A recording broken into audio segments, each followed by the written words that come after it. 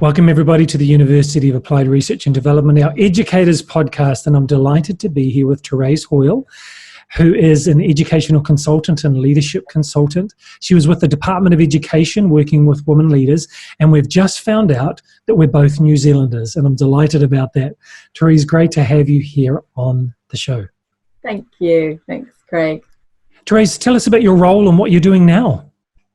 Right now I've got a few roles. I think I'm what I call a portfolio worker. So I work with women leaders in education, but in the UK. I am a coach with Integrity Coaching, who I coach women leaders in education, so mainly head teachers.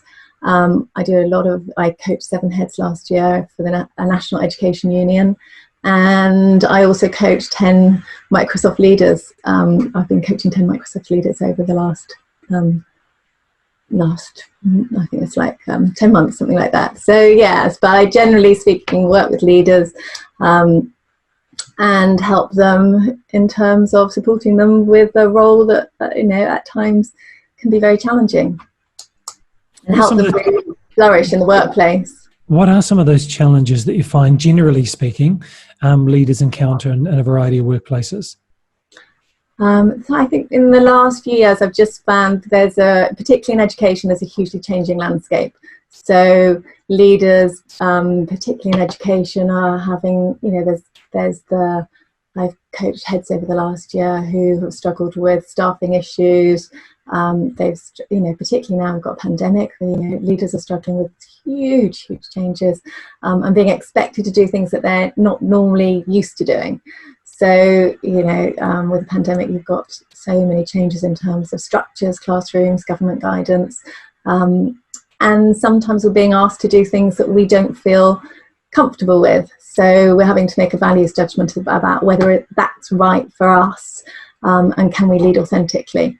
So the whole area of authentic leadership is really important, and being true to our values, because actually as leaders we become quite distressed when we're going against a grain of what we believe in. So for head teachers I know I've worked with recently, they can find themselves in their office all the time, on the phone all the time, when actually they want to be out with the children, and they want to be spending a bit more time actually walking through the corridors, connecting with their children, connecting with their staff, and actually sometimes doing a lesson, because that's what makes them happy too.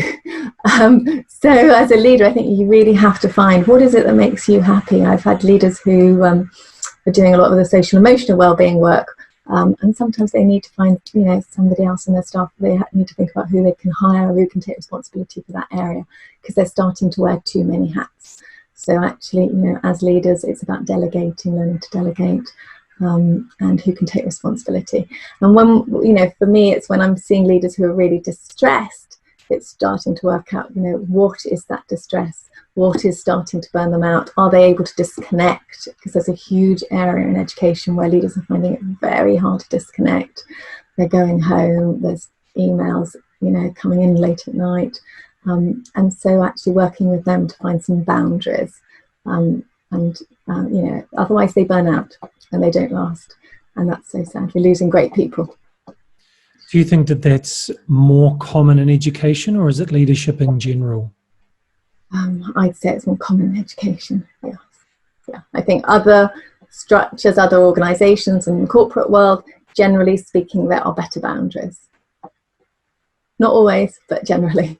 I do think as heads, particularly with head teachers, they're wearing many hats, and they have huge responsibilities to the community. So they have huge responsibilities to their parents, responsibilities to their children, responsibilities to their staff. So they're wearing many hats. Yeah. So when you're working with educational leaders and corporate leaders as well, is there a particular model that you really like that's appropriate in education? I used to work with Blanchards companies, so I really still love the situational leadership 2 model. So I really am at the heart of situational leadership 2 is about partnering for performance. So if we want our teams to perform, we partner with them.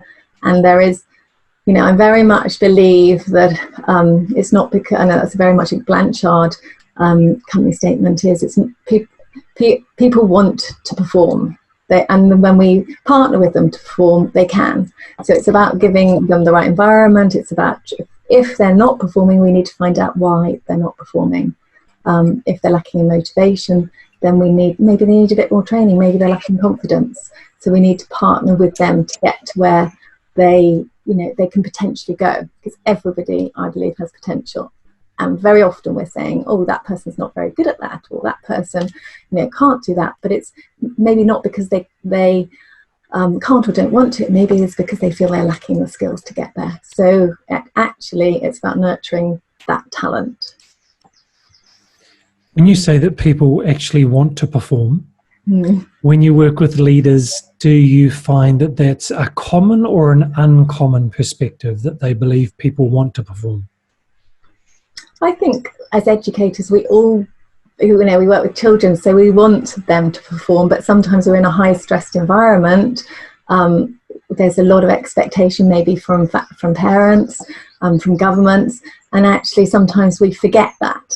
We forget actually that person isn't achieving what they're capable of, because maybe they're having a situation at home that's tricky, or maybe they actually lack a bit of training. Maybe they're new, and maybe they're an NQT, and actually they don't know about phonics, or maybe they lack we're putting somebody up for a new middle management role, and actually they've never led a team, and actually they need a bit of support in terms of how to lead that team.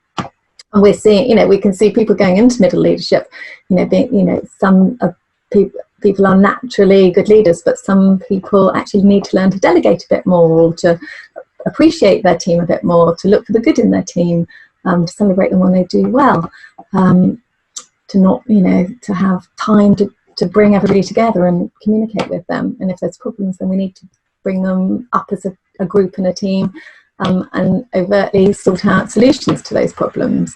So I do believe that there's a lot of skill to leadership, and actually we need to be having conversations around leadership so that we can lead better. So you mentioned Ken Blanchards' situational leadership model. Tell us a bit more about how you became familiar with that and some of your past experiences. I was really lucky when I lived in New Zealand. I started an educational consultancy in the South Island. So basically I moved from the UK, from London, to New Zealand. I took an educational programme to New Zealand, and initially I was being told, oh, New Zealand had everything, they didn't need what I was bringing from the UK. So I was like, okay, all right. I've always done a lot of personal growth and development on myself. And I came across a affirmation, which is called I Am Enough. And it basically said, the thing that I was affirming to myself is, I'm connected to enough people to manifest my heart's desire. And I had it in the shower, everywhere, because I was being told, there's no way you're going to be able to get this program going. We've got enough programs in New Zealand. So I kept affirming to myself, I'm connected to enough people to manifest my heart's desire. And my daughter was at school in a little primary school, and the head teacher said to me, oh, we're running a head teachers conference, would you like to come and speak at it? So I put on a workshop, and I invited 30 children to come into my workshop, with all the head teachers watching me work with the children. So, and for me it was about modelling what was potentially possible with children in terms of building their social and emotional well-being, which is something we really need right now. And from then, I then got connected with somebody in the North Island who wanted me to work with 12 resource teachers for learning behaviour and teach them how to run the educational wellbeing programme that I had taken to New Zealand. And after that, it was kind of history, because it went in the New Zealand Education Gazette, and and then I was training lots of schools and teachers and leaders throughout New Zealand. So I can't remember the question anymore, there, Craig. But I can't remember, what was the question again. It's about Ken Blanchards' model and how you became familiar with it. Yeah.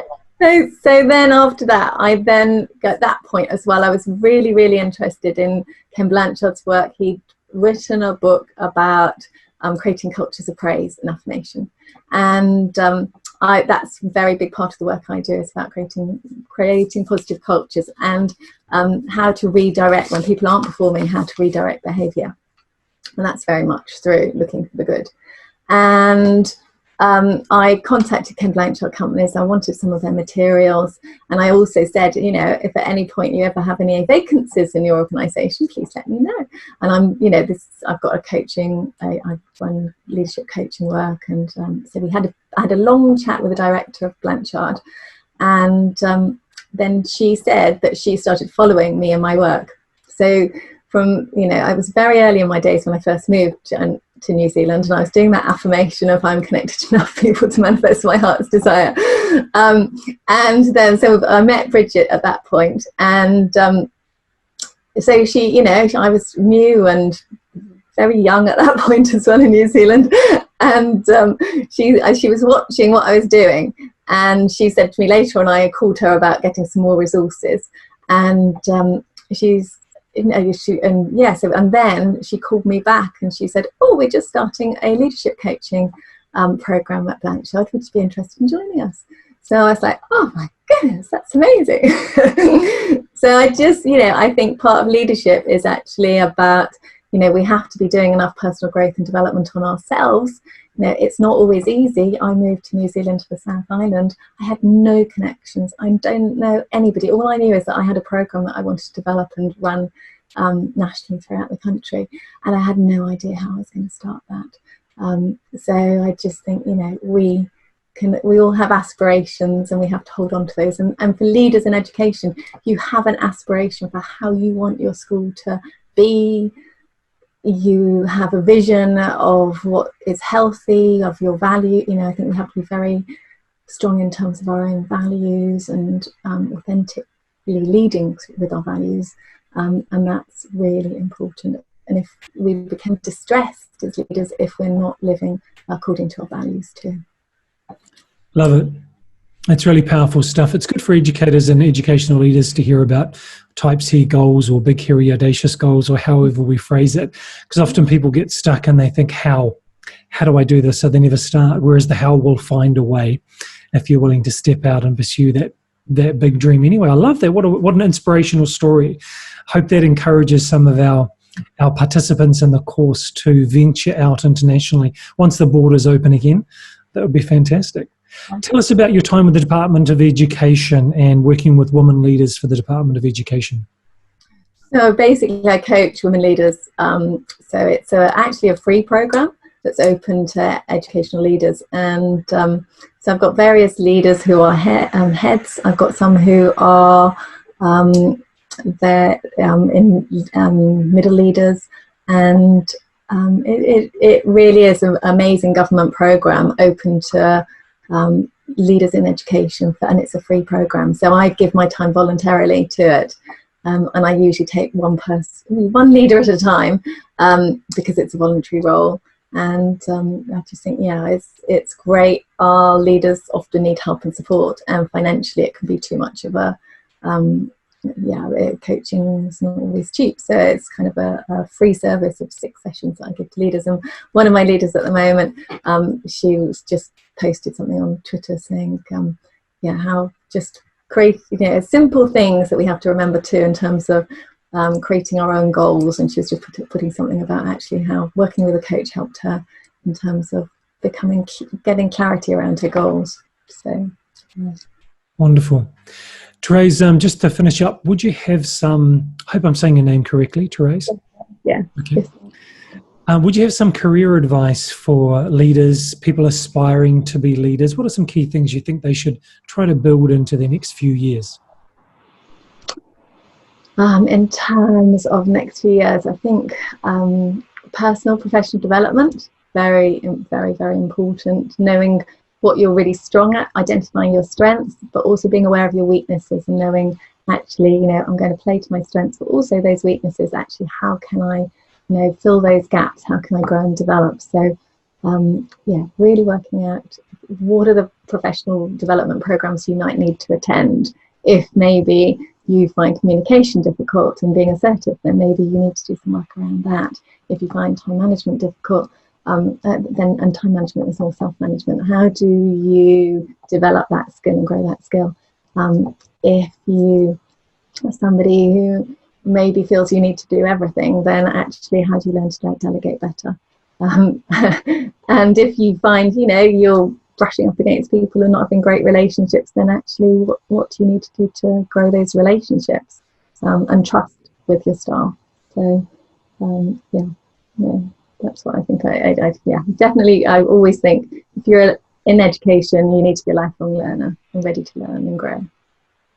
Love it. So relationships, professional development, work on interpersonal skills, and being able to delegate and share the workload. Yeah. Pearls of wisdom. Thank you. Therese, thank you very much for your time on behalf of our educators that we have in Malta and Nepal and in Indonesia. It's quite an international bunch, majority in Nepal though they are teachers, they're heads of departments, vice principals, principals and directors of schools. So thank you so much. I think your wisdom applies to everybody. So I want to thank you for your time, and I did put you on the spot. I didn't expect to do this today. So certainly appreciate you doing this. Be safe and be well. Yeah, thank you very much, Craig. Lovely to meet you.